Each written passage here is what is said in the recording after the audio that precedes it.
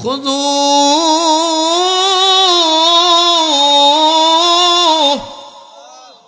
আল্লাহ বলবেন খুযু,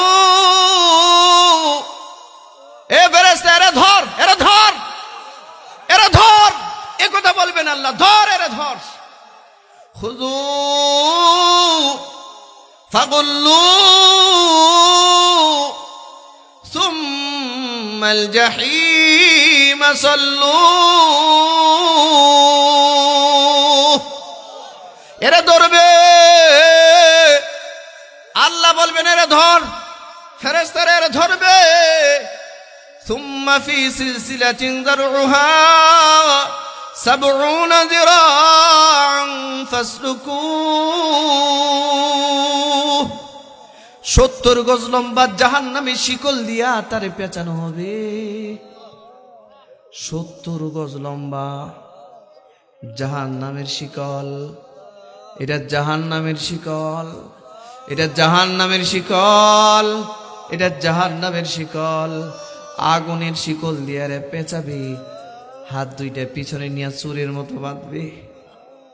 আহা, সূরা ইয়াসিনে আল্লাহ তাআলা বলেন ইউরাফুল মুজরিমুনা বিসীমাহুম ফায়ুখাযু বিন নাওয়াসি ওয়াল আকদাম।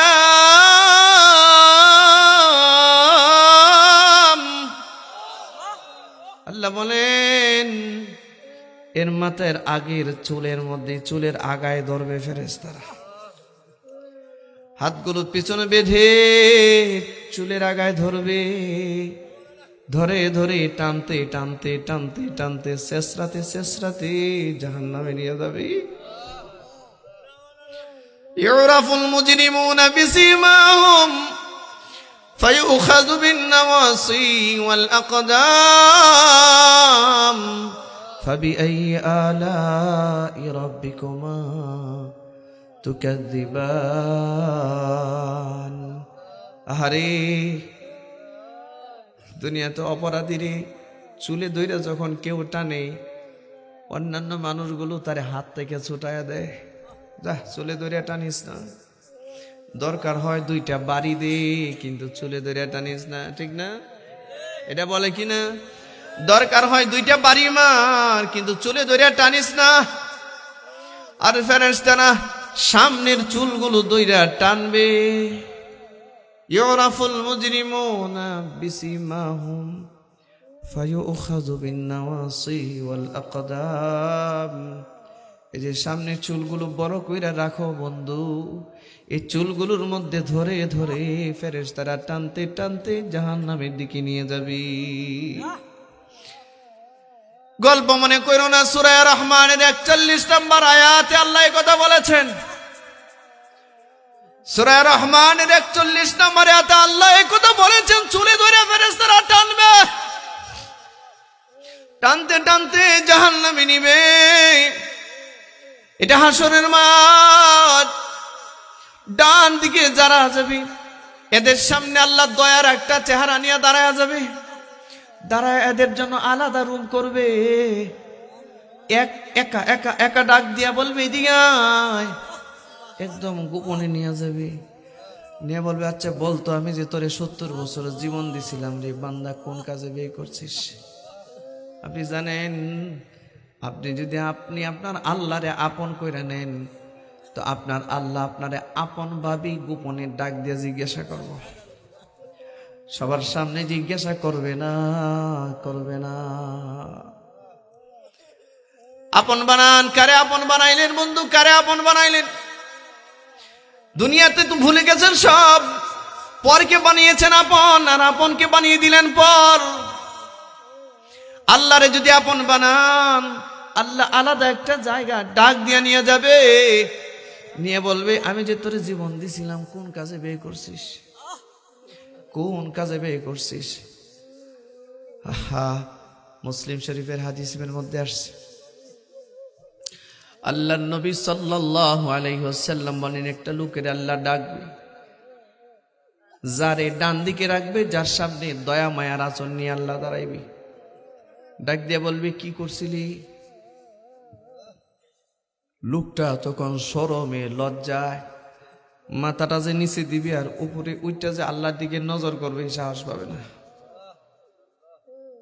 অনেক সময় দেখবেন একজন বাবা যখন তার সন্তানদের শাসন করে, সন্তানদের মহব্বত করে, শাসন করে, অপরাধ বড় হয়ে গেলে ওরে আলাদা ডাইকে নিয়ে জিজ্ঞাসা করে কি করছিস। সন্তান দেখবেন বাবার চেহারার দিকে তাকাইবার সাহস পায় না, চেহারাটা নিচের দিকে রেখে চুপচাপ দাঁড়ায়া থাকে। ওই বান্দাটাও চেহারাটা নিচের দিকে করে চুপচাপ দাঁড়ায়া থাকবে। আল্লাহ বলবেন ধর, এমনি বলবেন ধর, ধর বলে বলবেন নে আমল নামা নে, ধর, এমনি হাতে দিবে, ধর, দেখ তো তুই পড়, তুই তোর আমল নামা পড়। আমল নামাটা বান্দার হাতে দিবে, জানেন ওই লোকটা মাথার নিচের দিকে, সে আমল নামাটা ডান হাতে ধরবে। আমল নামাটা ডান হাতে ধরার পর আল্লাহ বলবেন উল্টা, উল্টা পৃষ্ঠা উল্টা, তুই তুই কি করছিস, তুই আমারে বল, শোনা আমারে শোনা, তুই কি করছিস দুনিয়ায়।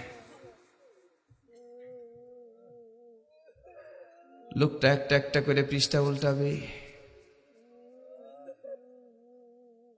আল্লাহ বলবেন তুই কি একটা একটা করে পৃষ্ঠা উল্টাইয়া জবাব দিতে পারবি?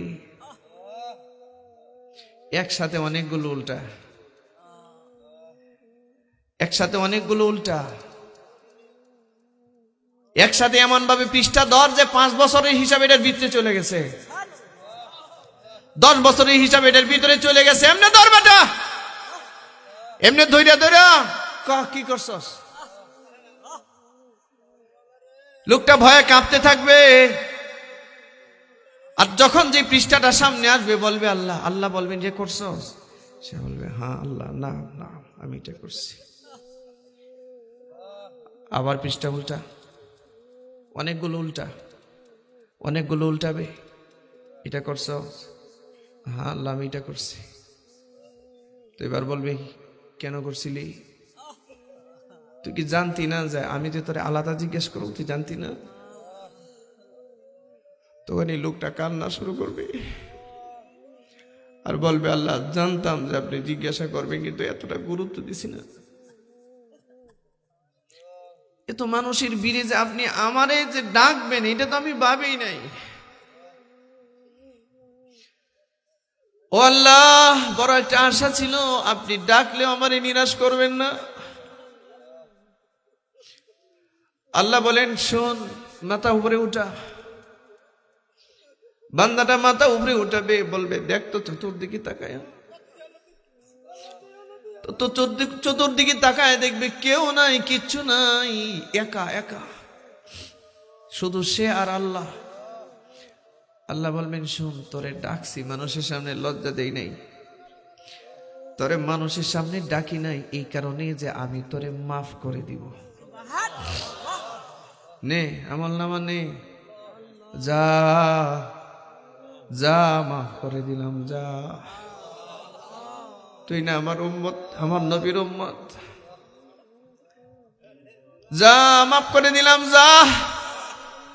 আরে তাফসীরের মধ্যে আসছে যখন বলবে যা, এই কথাটা বলার সাথে সাথে এর আমল নামা নিয়ে একটা দৌড় মারবে, সে সোজা বেরিয়ে যাবে। বের হয়ে আর সামনে হাসরের মাঠে মানুষ দেখবে। এবার আমল নামাটা নিয়ে গিয়া এদের সামনে বলবে আম্মা মান উতিয়া কিতাবাহু বিয়ামিনি ফায়াকুলু হা উমকরাউ কিতাবিয়া ইন্নী যানানতু আন্নী মুলাকিন হিসাবিয়া ফাহুয়া ফি ঈশাতিন রাদিয়া।